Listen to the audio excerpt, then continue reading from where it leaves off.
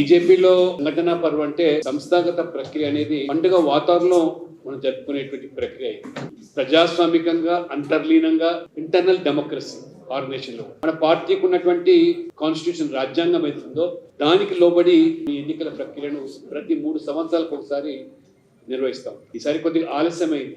ఇది కూడా 2024 నుంచి 27 వరకు ఉన్నటువంటి ప్రక్రియ. 3 సంవత్సరాలకు ఒకసారి క్రమం తప్పకుండా పోలింగ్ బూత్ నుంచి జాతీయ అధ్యక్షుల వరకు ఇక్కడ జరిగేటువంటి విధానం ఒక బీజేపీలో మాత్రమే ఇది కొనసాగుతుంది. అందుకని కార్యకర్తలందరూ కూడా ఒకసారి విధిగా మన పార్టీ యొక్క రాజ్యాంగం పుస్తకాన్ని చదవాలి. ప్రాథమిక సభ్యత్వము, క్రియాశీలక సభ్యత్వము, పోలింగ్ బూత్ కమిటీకి ఎవరు అర్హులు, మండల కమిటీ, జిల్లా కమిటీ, రాష్ట్ర కమిటీ ఎవరు అర్హులు అనేది కూడా అందులో అంతా విశదీకరించింది.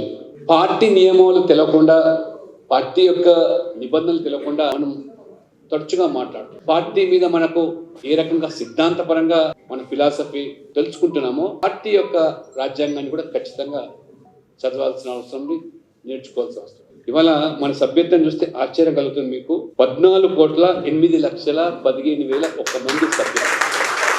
ప్రపంచంలో ఏ రాజకీయ పార్టీకి ఇంతమంది నమోదు చేసుకున్నటువంటి ప్రక్రియ ఏ పార్టీలో లేదు. ఇవాళ ఆన్ రికార్డ్ ఢిల్లీ ఆఫీస్ లో ప్రతి ఒక్కరు సభ్యుని యొక్క పేరు, వారి అడ్రస్, వారి యొక్క వివరాలన్నీ కూడా అందులో పొందుపరిచున్నాయి. దాదాపు 12,162 మంది క్రియాశీలక సభ్యులు.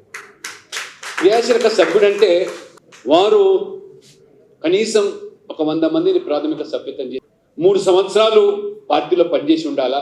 ఆ 3 సంవత్సరాలు కనీసం 30 రోజులు ఫుల్ టైం పార్టీకి ఎన్నికల నిమిత్తం కానీ సంస్థాగతంగా బాధ్యతలు ఇస్తే పనిచేసి ఉండాలి. ఆ రకంగా మనకు ఉద్యోగం వస్తే ప్రొబేషనరీ పీరియడ్ ఏ విధంగా ఉంటుందో 6 నెలలో ఏడాదో అదే రకంగా ఇందులో కూడా 3 సంవత్సరాలు పనిచేస్తే కానీ అందులో 30 రోజులు ఫుల్ టైం ఎక్కడో పార్టీ ఇచ్చిన కార్యక్రమం ఇస్తే కానీ అది 3 ఇయర్స్ తర్వాత క్రియాశీలక సభ్యులు.